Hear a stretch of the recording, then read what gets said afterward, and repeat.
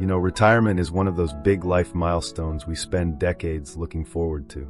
And when it finally arrives, it can feel like a breath of fresh air. No more early alarms, no more work deadlines. But what surprised me most when I retired wasn't how much free time I had. It was how much I had to relearn about being present with my family. Let me ask you something. Have you ever been in the same room with your loved ones, but felt like you were living in completely different worlds?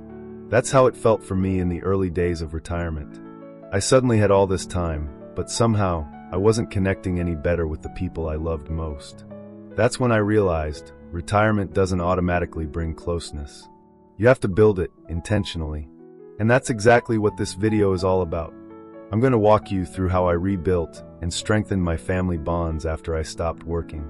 From science-backed strategies to heartfelt stories, I'll share what worked, what didn't, and what might help you or someone you love navigate this season with more joy, purpose, and connection. Before we keep going, I'd love your help with something. If you're enjoying this video so far, comment Y below. If not, comment N. It helps me know what's working and what to improve. And don't forget to hit subscribe if you haven't yet. Now let's dive deeper. For me, the turning point came during a Sunday dinner. I was sitting at the table with my wife, our 2 adult kids, and our grandkids. And instead of talking, we were all on our phones. It hit me like a ton of bricks. I had waited years for this time, but I didn't know how to use it well. That night, I made a quiet commitment to myself. I would show up differently. I didn't want to just spend time with my family. I wanted to make it meaningful. So the first real shift I made was learning how to truly listen. It sounds simple, but think about it. How often do we really listen without planning our response or checking our phone? Research backs this up, too. A 2018 study published in the journal Personal Relationships found that active listening, where you give your full attention, reflect back what you hear, and respond empathetically, can significantly deepen emotional bonds, especially in close relationships. It's not about agreeing on everything. It's about making the other person feel heard and understood. I started small. During conversations with my family, I put my phone face down, made eye contact, and focused on what they were saying without jumping in with advice. At first, it was awkward. I'd been in problem-solving mode for decades, especially as a parent and provider. But when I slowed down and simply listened, something amazing happened. My kids started opening up more. My grandkids became more curious around me. I began to feel less like a bystander in their lives and more like a trusted presence. Another insight I discovered early on was that quality time doesn't always look like a hallmark moment. It can be messy, quiet, or even a little boring. And that's okay. What matters is consistency. I began setting aside time each week just for family. Not a grand event or big outing, just something intentional. Sometimes we'd cook a meal together. Other times we'd take a walk or do a puzzle. The goal was simply to be together without an agenda.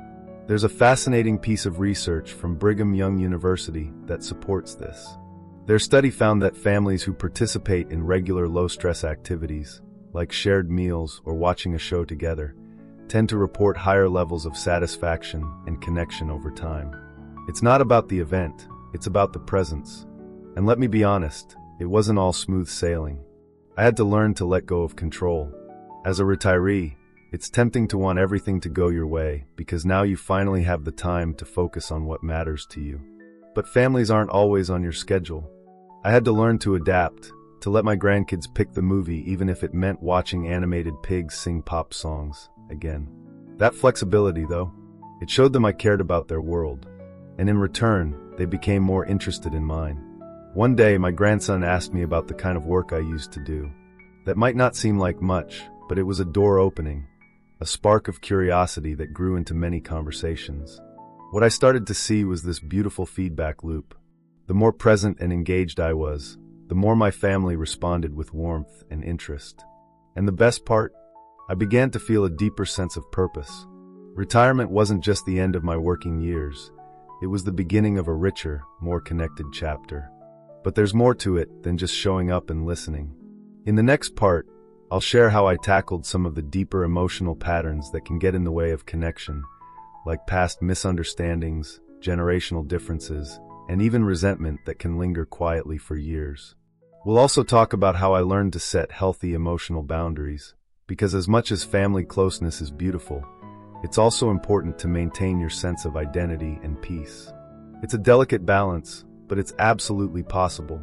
So stick around, there's a lot more to uncover, and I promise it's all grounded in real life, real science, and real heart. Before we begin, I want to make one thing clear. This video is for informational purposes only and is based on publicly available research. Everyone's health is different, so always consult your doctor or a qualified healthcare provider before making any changes to your lifestyle, diet, or exercise routine. Scientific knowledge is always evolving, and what works for one person may not work for another. Now, let's keep going. So after I got a handle on showing up and really listening to my family, something else bubbled to the surface, something I hadn't expected to face so directly: unresolved emotions. Maybe you can relate. When we're working full-time, raising families, and chasing goals, there's often not much space to pause and process old hurts or tension. But retirement gives you space, and sometimes that space brings things into the light. I remember a quiet afternoon when my daughter and I were folding laundry. Out of nowhere, she said, "You know, Dad, there were times when I felt like your job was more important than we were." I could feel my heart sink.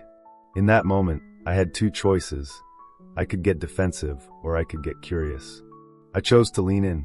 I asked her what she meant, and she explained how often I missed school plays, how I used to bring my laptop to the dinner table. And you know what? She was right. I had been doing the best I could back then, but I hadn't realized the weight of my absence.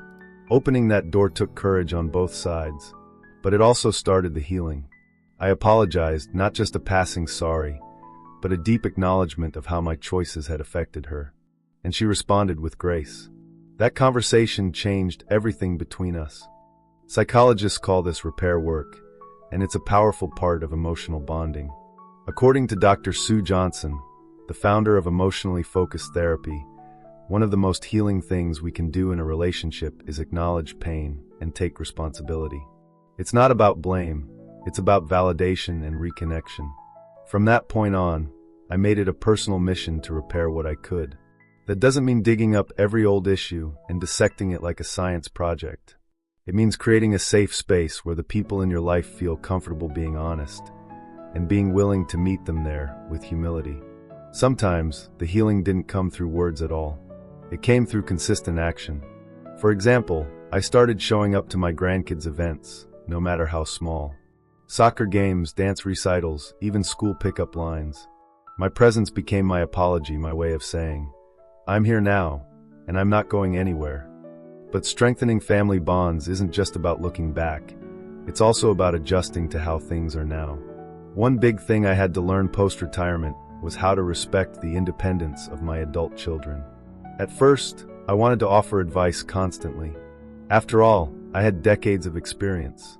But I quickly realized that giving advice when it's not asked for can come across as controlling, not caring. So I started asking a simple question. Do you want advice, or do you just want to vent? You'd be amazed at how much that one sentence can change the tone of a conversation. It shows respect. It gives your loved ones agency. And it reminds you that sometimes the best support isn't guidance, it's just being there without fixing. This approach is actually supported by research in developmental psychology. Dr. Jeffrey Arnett, who coined the term emerging adulthood, found that young adults thrive when their parents shift from a directive role to a supportive one. It's about being a sounding board, not a drill sergeant. Of course, that transition wasn't easy. Letting go of control can feel like losing relevance. But what I've come to realize is that presence is far more valuable than power. My role in the family didn't diminish when I stepped back, it deepened. I also began investing time in one-on-one relationships. Instead of always interacting with my family as a group, I made space for personal connection. A solo coffee with my son, a phone call with my sister, a walk with my wife, just the two of us. Those individual moments created depth that group gatherings simply couldn't provide.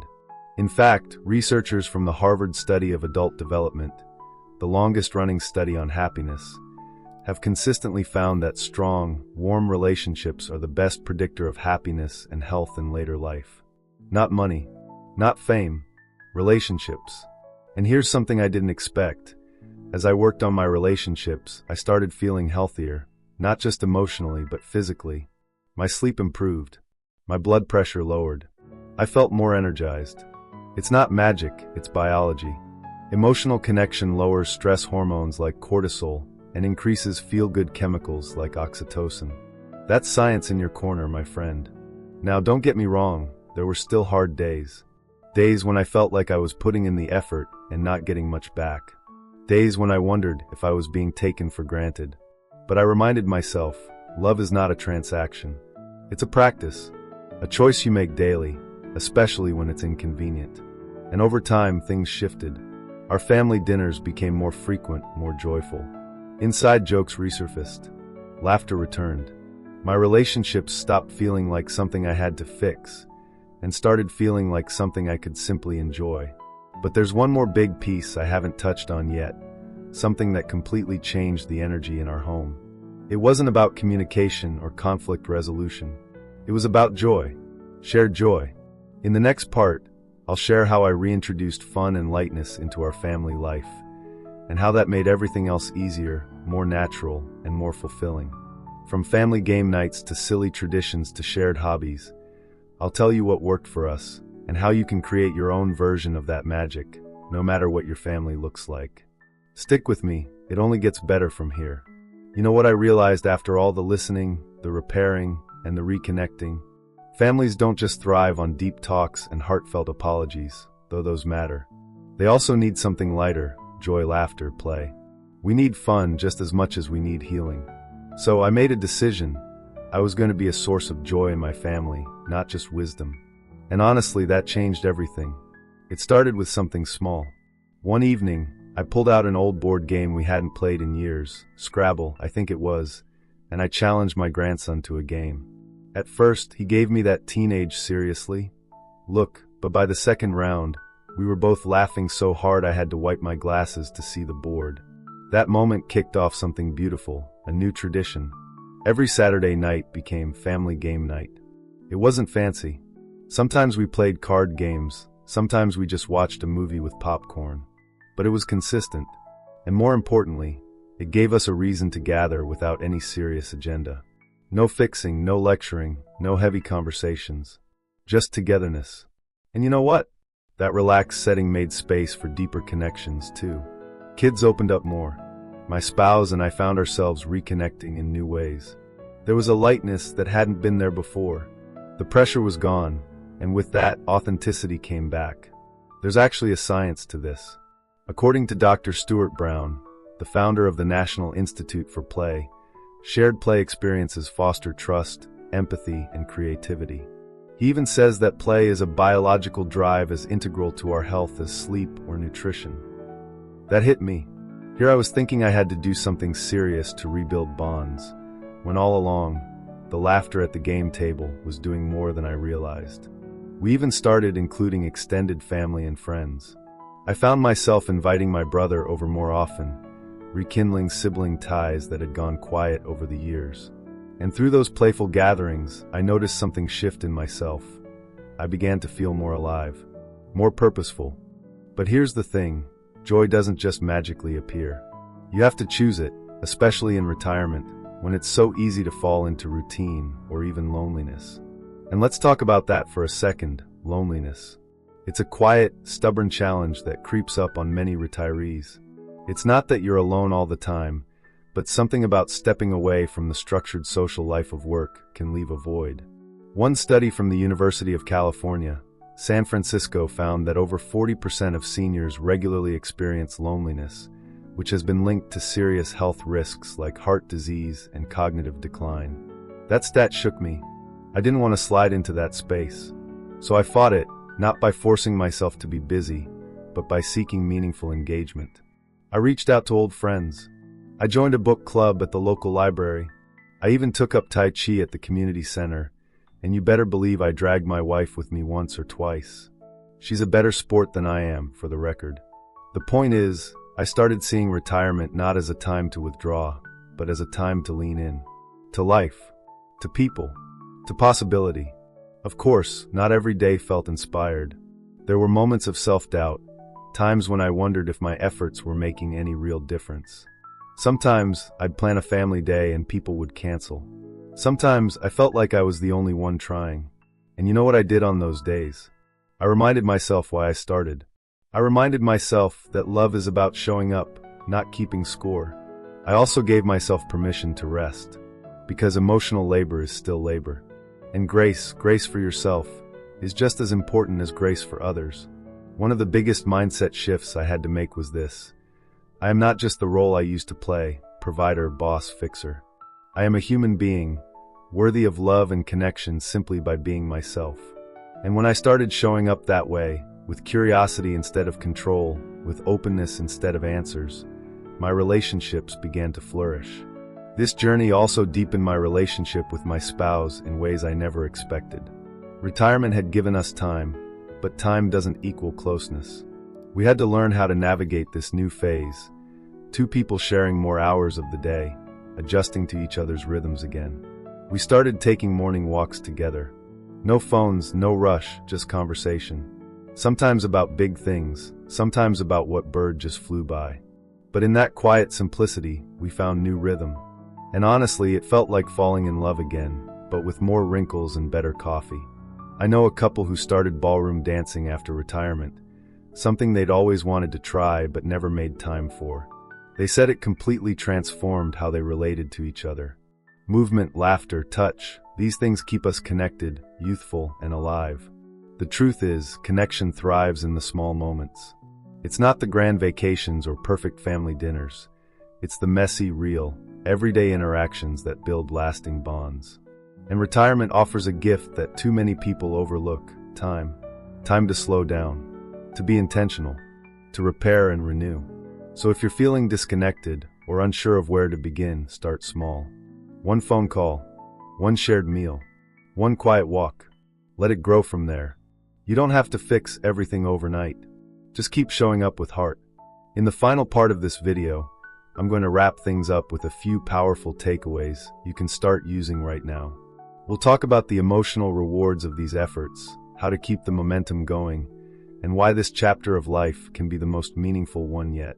Trust me, it's not too late to write a beautiful next chapter with your family. So here we are. If you've stayed with me this far, first of all, thank you. It means a lot. And if you're anything like I was at the beginning of my retirement, maybe you're feeling a mix of hope, hesitation, and maybe even a little fear about what this next chapter with your family can look like. But here's the truth I want you to take with you. It's never too late to strengthen your family bonds. Not ever. I don't care if the kids are grown, if your family is scattered across time zones, or if old tensions feel impossible to fix. Relationships are living things. They can heal, grow, and surprise you if you're willing to show up with intention. Let's go back for a second. We started with presence. How just being there fully and without distraction can begin to repair years of emotional distance. That simple act of putting down your phone, turning off the TV, and really listening, it's more powerful than most people realize. We talked about humility, about facing old wounds with compassion instead of defensiveness. That doesn't mean digging up the past just for the sake of it. It means creating space where people feel seen, heard, and safe enough to speak their truth. Then we leaned into joy, how shared fun, laughter, and even a little silliness can rebuild trust faster than long speeches ever could. Whether it's board games, inside jokes, or walks in the park, those small shared moments are the glue of deep connection. And finally, we addressed the quiet challenges: loneliness, changing identities, and the courage it takes to rebuild yourself outside the roles you once played. Retirement isn't just about what you stop doing. It's about what you start doing, about who you're choosing to become. I won't pretend this journey has been effortless. It's required patience, vulnerability, and a lot of trial and error. But the rewards? Oh, they've been everything. I remember sitting at the dinner table a few months ago, watching my grandkids giggle over some ridiculous game we were playing. My daughter leaned over and whispered, "I've never seen them so happy around you." That moment, it landed like a warm, healing wave. Not because I'd done everything perfectly, but because I had stayed in it. I had kept showing up. You don't have to overhaul your whole life tomorrow. Start with one small action. Maybe you send a message to someone in your family, you haven't talked to in a while.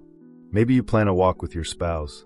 Maybe you simply make eye contact during dinner and ask, "How was your day?" with genuine interest. These little efforts, repeated with love, add up. And science is on your side here too. The Harvard study of adult development, the one I mentioned earlier, has proven over and over that the quality of our relationships is the most important predictor of a long, healthy, happy life. Not our cholesterol levels, not how much money we have. Relationships. As Dr. Robert Waldinger, the current director of that study, puts it, loneliness kills. It's as powerful as smoking or alcoholism. But good relationships protect our bodies and our brains. Isn't that something? So when you invest in your family bonds, through laughter, through tough conversations, through consistent presence, you're not just making them stronger. You're making yourself stronger, too. Emotionally, physically, spiritually. And here's the really beautiful part. This kind of connection isn't limited by age.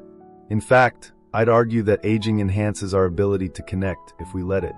We have more time, more perspective, less to prove, and more desire to make things count. Whether you're reconnecting with adult children, growing closer to your spouse, bonding with your grandkids, or healing ties with siblings or cousins, this chapter of life holds so much possibility. So what do you say? Take the next step. Call that person. Plan that outing. Write that letter. Laugh a little louder. Ask deeper questions. Be the one who makes the first move. It doesn't have to be perfect. It just has to be real. And remember, just because you're no longer in the workforce doesn't mean you're finished contributing. You are the heart of your family in ways you may not even realize yet. Your wisdom, your patience, your presence. These are gifts the people around you need more than you know. So go give them fully and freely. We'd really love to hear from you. If you have any suggestions for future topics or questions you want answered, write to us in the comments below.